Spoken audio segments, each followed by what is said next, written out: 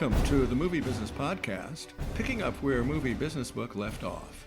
I'm Jason Squire, hosting a wide range of industry talent and executives to answer fundamental questions about the business today.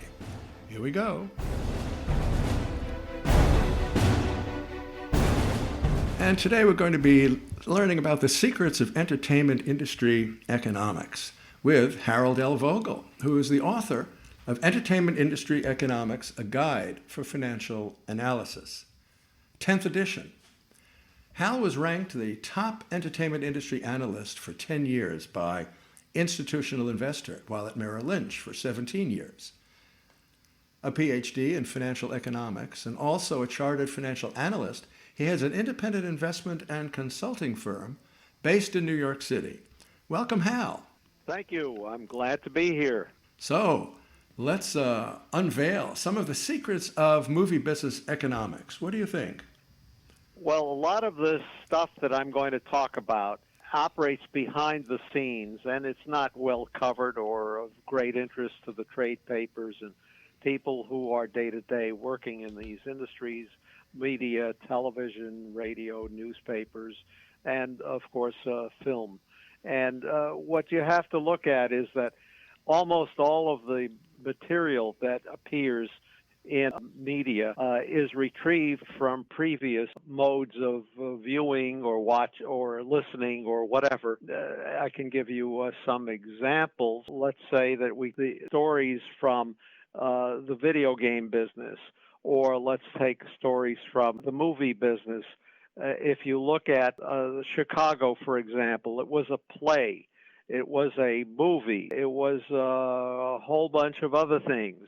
Many of the today's features and interesting ideas were derived from previous modes of watching, whether it was a play, a novel, or even a piece of music, or an article in a newspaper or magazine. One of the other things that goes on here is that there is a successful film or TV show, it will be copied, and the business will deteriorate for each one of them as it fragments.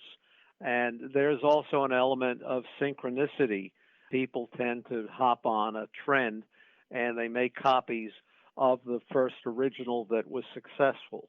And what you find out is that many of the successful products actually end up generating most of the revenue. So you've heard of an 80-20 deal or an 80-20 separation, where 80% of your revenues come from 20% of the products.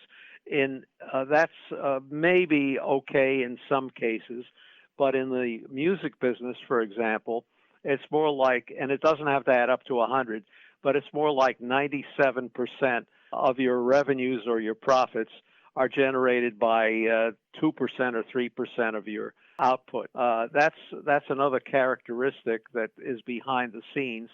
And finally, there's what I call spread, which is that the distribution is looking for the maximum content, and content is looking for the maximum distribution. And that goes for all of these media and entertainment things. Now, if I ask you or your students, what's this all about? What is the whole business all about? And what would you say? Most students or observers, casual observers, would say this is maybe about movie ticket sales, right? That's a common thing. Or broadcast ratings, right? You would say broadcast ratings, or more modern times, streams downloaded. And that's all sort of correct, but it is not the final answer. And here is kind of the what goes on a little bit behind the scenes. I don't know if the word secret is totally appropriate. It's maybe too intense, and it's known by a lot of people behind the scenes. But what does all media and entertainment business provide and sell? And that's an important question. And the answer is experiences. It gives you an experience that you wouldn't perhaps otherwise have. And as you look at this thing, you say, okay, well, if it's an experience, what do all these people in the movie and television businesses and video games and music, what do they traffic in? And most people would shrug their shoulders and they would say, I'm not sure, I don't know. And the answer is, with capital letters, rights.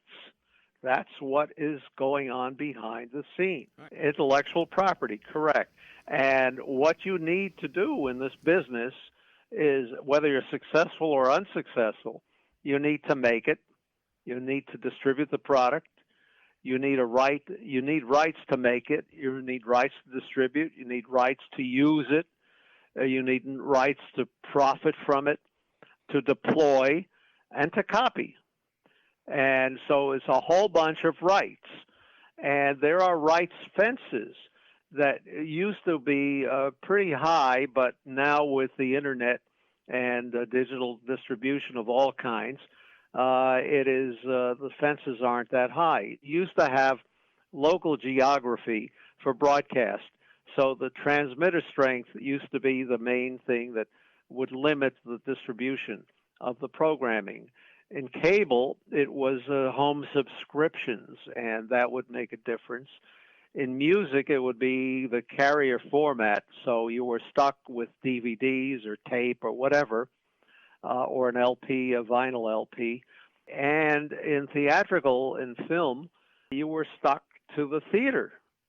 Well, now, of course, you can stream everything everywhere, and it's a different kind of a structure.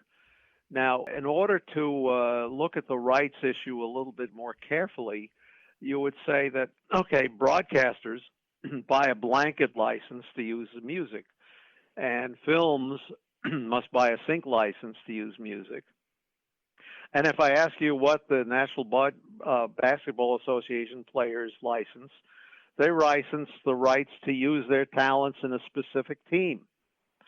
And of course, in film, producers option or license their rights to use stories. So you can't make a film without those kinds of rights. And I had an example a very long time ago. A friend a casual friend wanted to make a film, an independent film. And they wanted to raise money. And it wasn't a whole lot of money, but it was a substantial amount for a few people. And it was probably, I don't know, $1 million, $2 million for the film. And they had the storyline, they had the whole thing, except for music. And this was a story about a riverboat, Mississippi River story, and they wanted to license the Tina Turner Rolling on the River. And that was very expensive because it was a relatively new song, and it was very popular. And that killed the whole deal. They couldn't afford the music, the rights to the music. That's a good example of the financial secrets of the business. What are some of the other operating issues behind financing entertainment product, especially movies? Well, in movies, there are a few other things. Financing in movies, first of all, they want to know that you have the right to the title, to the structure. And if you're buying film libraries, you have to have a chain of title, a chain of ownership that is proven. And all of that, again, is a legal right that you have to look at.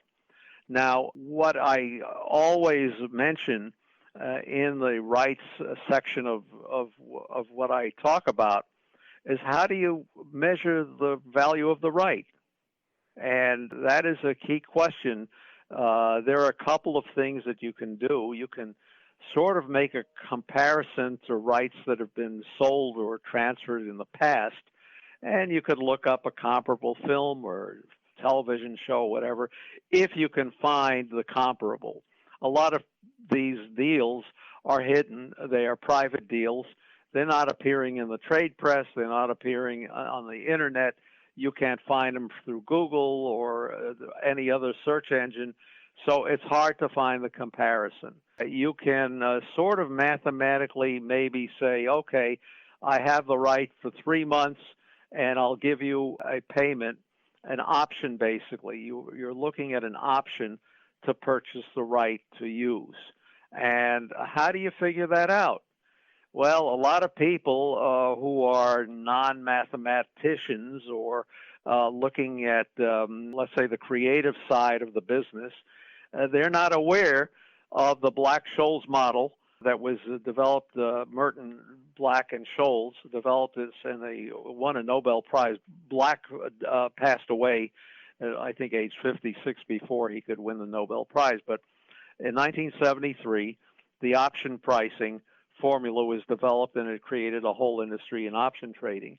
And it's pretty deep mathematics. It's not all correct as I see it. It's not what it should be, but it has a very steep and deep-looking equation, partial differential equation, and I don't want to get into that at this point, but you should be aware that option pricing is a key element because you want to option maybe the story that you saw in the magazine or the piece of music that you want to use in your film or whatever. And so there's a mathematical element behind the scenes that values these options to obtain the rights.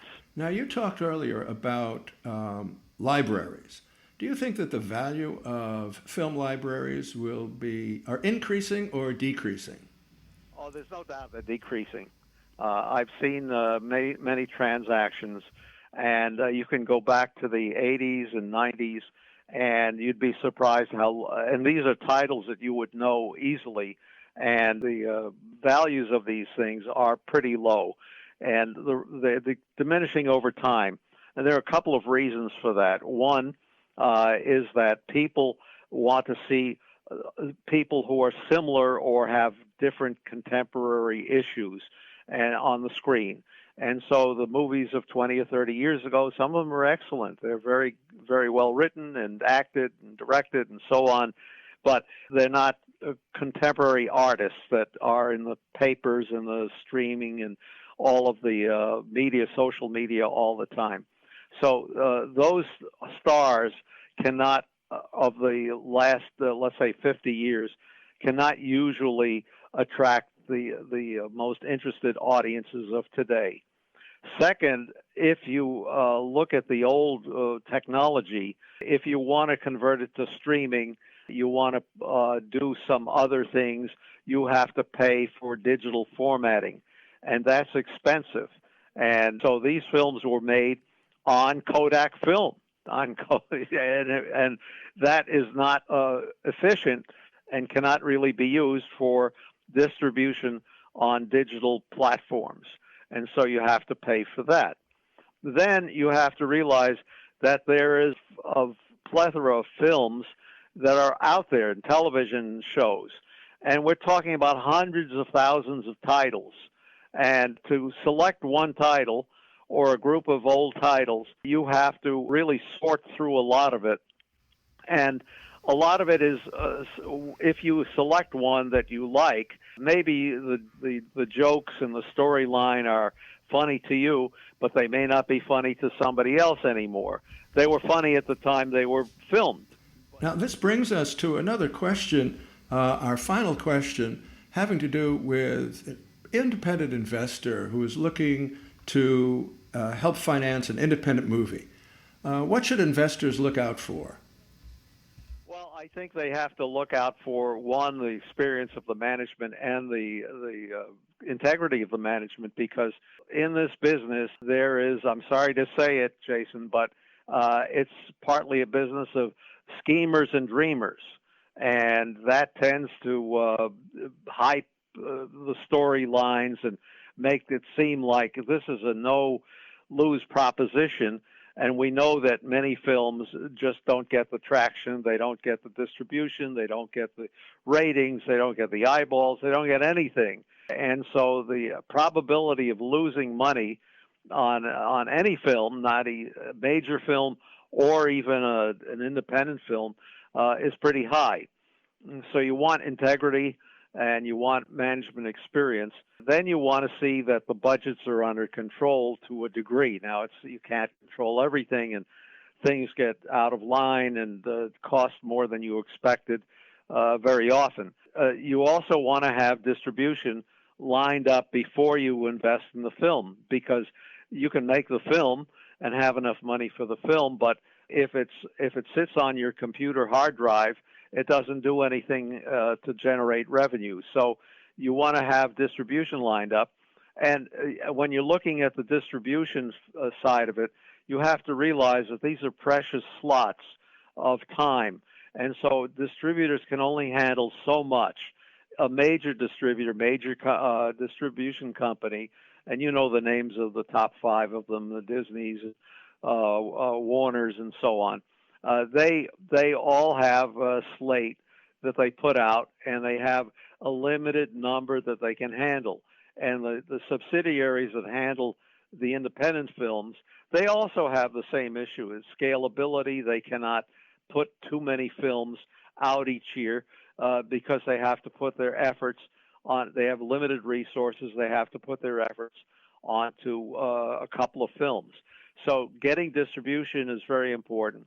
And then you want to have, behind that, you want to have adequate liquidity of your investors. So if somebody is, let's say, not a necessarily very wealthy person, and they're putting a lot of their life savings into it, that's not the kind of investor you want. You want to have somebody who has ample liquidity, is not giving their last dollar to this project, and is not being taken on a hype, a ride for hype on how good the film is going to be. There are lots of good stories around that don't get made. Well, this is terrific. Okay. And make sure to go out and buy a copy of Entertainment Industry Economics, a guide for financial analysis, now in its 10th edition. Hal Vogel, thanks so much for being with us on the Movie Business Podcast. Thank you, Jason.